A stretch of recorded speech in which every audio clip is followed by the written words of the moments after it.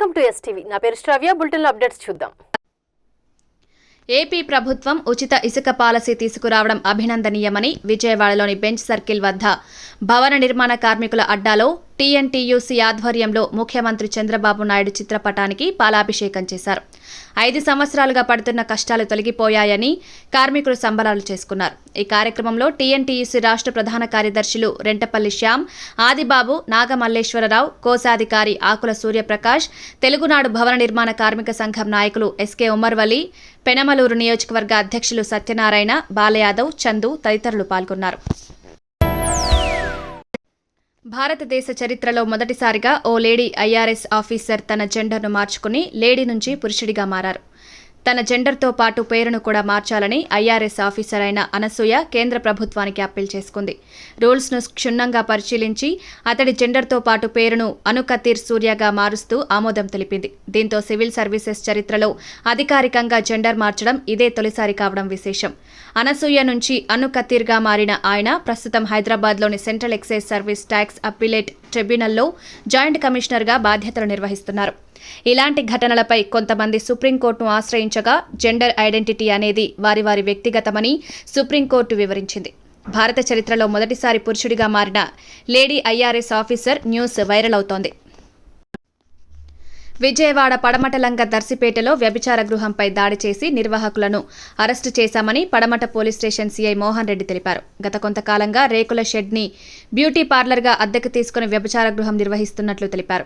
వ్యభిచార గృహం నిర్వహిస్తున్న ఆర్గనైజర్ నాగేశ్వరరావుని కూడా అదుపులోకి తీసుకున్నామని, మరో నిర్వాహకుడు రాజేష్ కోసం గాలిస్తున్నామని, మొత్తం 3 వీటులు, 5 బాధిత మహిళలను అదుపులోకి తీసుకున్నామన్నారు. విజయవాడ నగర పోలీస్ కమిషనర్ పిహెచ్డి రామకృష్ణ ఆదేశాల మేరకు విజయవాడ నగర పరిధిలో ఇటువంటి అసాంఘిక కార్యకలాపాల మీద మా నిఘా పెంచామని వివరించారు. చట్ట ప్రకారం కేసులు నమోదు చేసి న్యాయస్థానం ముందు హాజరుపరచడం జరుగుతుంది. అదేవిధంగా మా తదుపరి దర్యాప్తులో ఈ వ్యభిచార గృహాన్ని నిర్వహిస్తున్నటువంటి రాజేష్ అనే వ్యక్తి మేము పరారీలో ఉన్నట్టుగా గుర్తించడం జరిగింది. అతను కూడా త్వరలోనే అరెస్ట్ చేసి న్యాయస్థానం ముందు ప్రవేశపెడతాము. ఈ నగర పోలీస్ కమిషనర్ గారి ఆదేశాల ప్రకారం నగరంలో ఎక్కడా కూడా ఎటువంటి అసాంఘిక కార్యక్రమాలకు అవకాశం ఉండకూడదనే ఒక కారణంతో మేము విధంగా ఎవరైనా ఇటువంటి అసాంఘిక కార్యక్రమాలకు కనుక పాల్పడితే వారి మీద క్రిమినల్ కేసులు నమోదు చేయడమే కాకుండా అవసరమైన సందర్భాల్లో షీట్లు తెరచడం, ఇంకా అవసరమైన సందర్భాల్లో వారి నగర బహిష్కరణలు కూడా ప్రపోజల్ చేయడం జరుగుతుంది.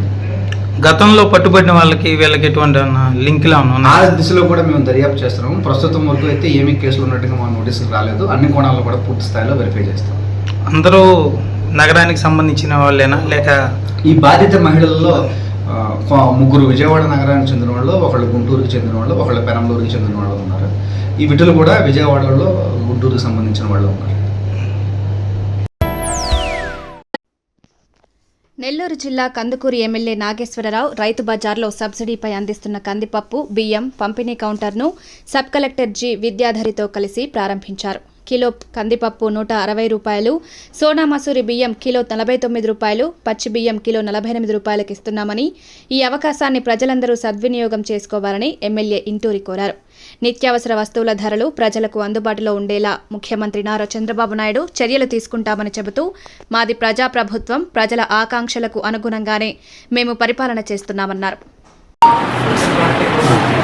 ఈ కార్యక్రమానికి ఇతోధికంగా సహాయం చేస్తున్నారు. అందరికీ నమస్కారం.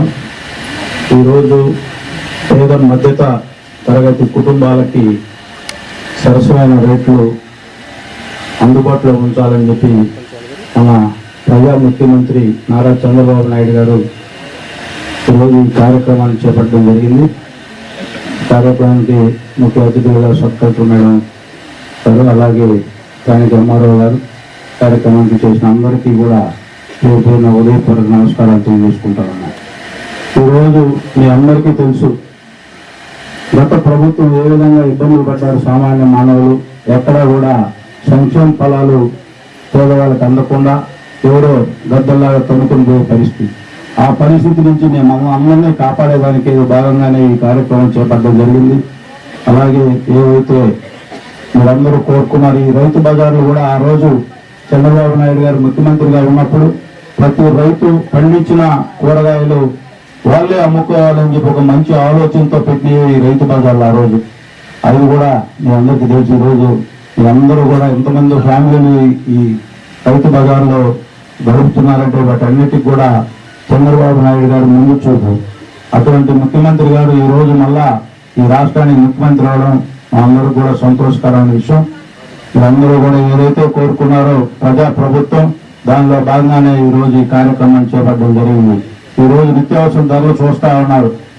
సూపర్ మార్కెట్లు వచ్చిన తర్వాత వాళ్ళ అజమాయిషి ఎక్కువగా ఉంది, దాన్ని కంట్రోల్ చేయాలనే దాంట్లో భాగంగానే ఈ రోజు ఈ కార్యక్రమం పెట్టడం. పేదవాడికి బయట మార్కెట్ కంటే కూడా కందిపప్పు 20 రూపాయలు, అలాగే రైసు 7 రూపాయలు, 2 రకాల రైసు, కందిపప్పు ఇవన్నీ కూడా ప్రజలకు, పేద ప్రజలకు అందుబాటులో ఉండాలి రేట్లు అనేది మంచి ఆలోచనతో చంద్రబాబు నాయుడు గారు ఈ కార్యక్రమాన్ని చేపట్టారు. మీరందరూ కూడా ఏవైతే నియోజకవర్గం అలాగే మున్సిపాలిటీలో ఉన్న పేద ప్రజలందరూ కూడా ఈ సౌకర్యాన్ని వాడుకోవాలని, అలాగే మంచి ప్రభుత్వానికి కూడా మంచి పేరు తెచ్చే విధంగా ఇక్కడ ఉండే అధికారులు కూడా వాళ్ళకి సహకరించాలని చెప్పి అందరూ కూడా చెబుతా ఉన్నారు. ఎక్కడ కూడా ఏ ఆధార్ కార్డు కానీ రేషన్ కార్డు కూడా ప్రూఫ్ కూడా అవసరం లేకుండా ఇస్తున్నారు. కాబట్టి వీటన్నిటిని మీరందరూ ప్రజలందరూ కూడా వినియోగించుకొని ప్రభుత్వానికి, అధికారులకి మంచి పేరు తీసుకొస్తారని చెప్పి తెలియజేసుకుంటూ ఈరోజు ఈ కార్యక్రమాన్ని మీరందరూ కూడా వచ్చి ఈ కార్యక్రమాన్ని జయప్రదం చేసిన మీ అందరికీ,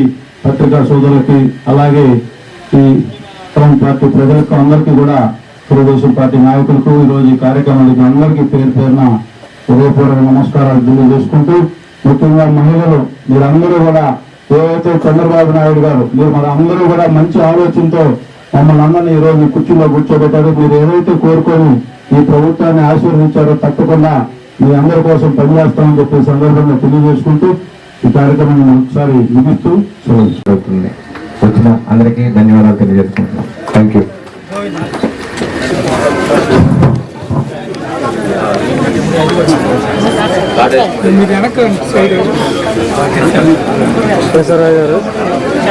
సరే మేడం గారు అందరూ మీరు వస్తారని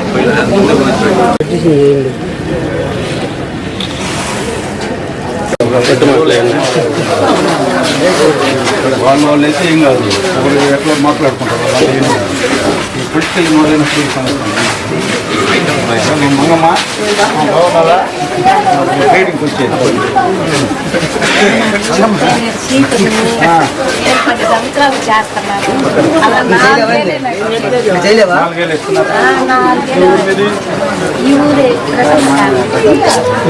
కథలు చదువుతూ ట్యాంక్ నిండిపోయిందని అట్లా లేడీ చెట్టుపోతారా దాంట్లోకి? కాదు, 2 నెలలు వచ్చారు, 3వ తారీఖు 10 రూపీస్ రెంట్లో తగ్గింది. ఏం సెక్రటరీ నేను చెబుతాను, మీరు వాళ్ళు ఎందుకు ఇవ్వాలి? రెంట కట్టే వాళ్ళు మళ్ళీ ఎక్స్ట్రా ఎందుకు ఇవ్వాలి చెప్పు? మెయింటైన్ చేయాల్సిన బాధ్యత ఏమిలే కదా, మళ్ళీ ఎందుకు ఇవ్వాలి 10 రూపాయలు? 100 రూపాయలు ఇస్తున్నాము, ఇచ్చినా కానీ రోజు కడగట్లా, అందుకని ఏదో మానేసాం. ఫోటోలు పెట్టండి.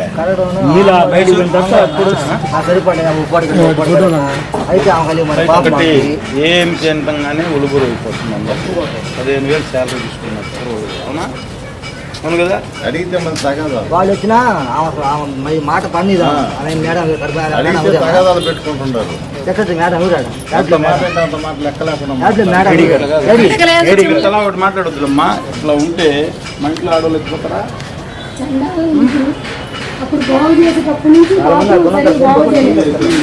బయట వాళ్ళు పెట్టిన మొత్తం